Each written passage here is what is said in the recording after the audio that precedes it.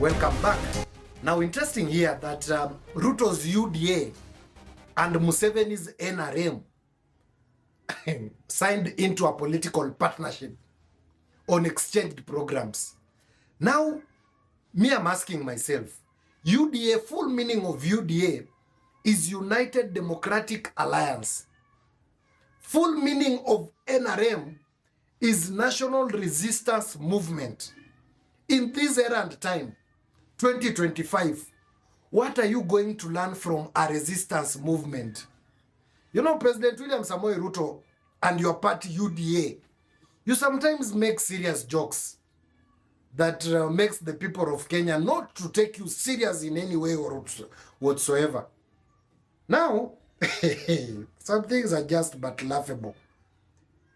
NRM delegation will be working on President Ruto's Presidential Economic Council towards the bottom-up economic transformation agenda. Where is the bottom-up economic transformation agenda? That was just but a political tool. It is not working. Where is it? There is nothing like bottom-up economic transformation agenda.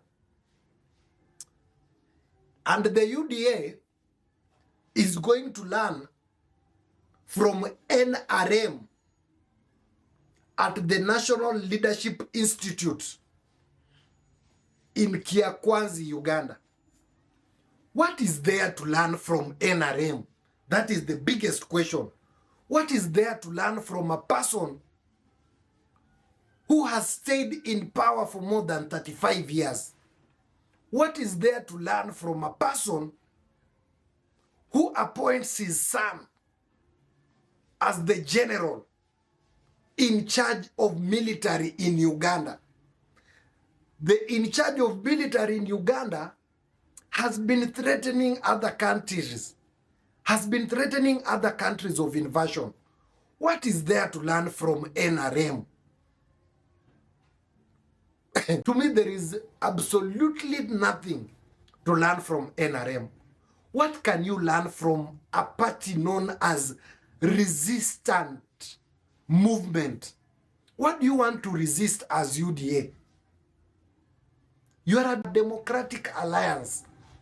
What is it that you want to learn from resistance? Some things are just but unfortunate. And it is high time the Secretary General Hassan Omar gets serious, man. There are some partnerships that are just but laughable. According to me, from where I sit, there is nothing to learn from NRM. There is nothing that Kenya can learn from Museveni. There is nothing that UDA can learn from National Resistance Movement. There is nothing that Kenyans can learn from Uganda's NRM Leadership Institute. There is nothing.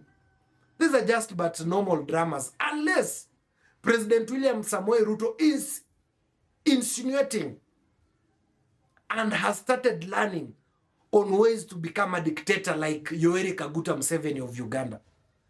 But unfortunately, you cannot be a dictator in Kenya. We will call you out. Unfortunately, UDA cannot operate the way NRM operates in Uganda. We will call you out and do away with that party.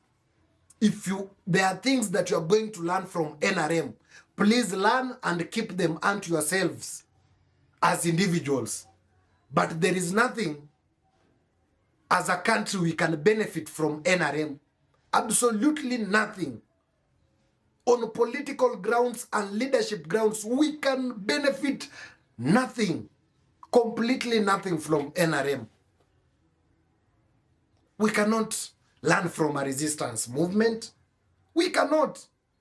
We are completely far, far away from degrading our standards to learning from NRM.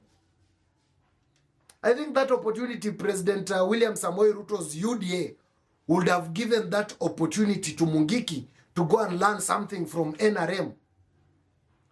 Not a political party that calls itself United Democratic Alliance to learn from a resistance movement. That is so unfortunate. These are types of embarrassments that President William Samoei Ruto and his UDA party are bringing to the country. Going to learn from NRM?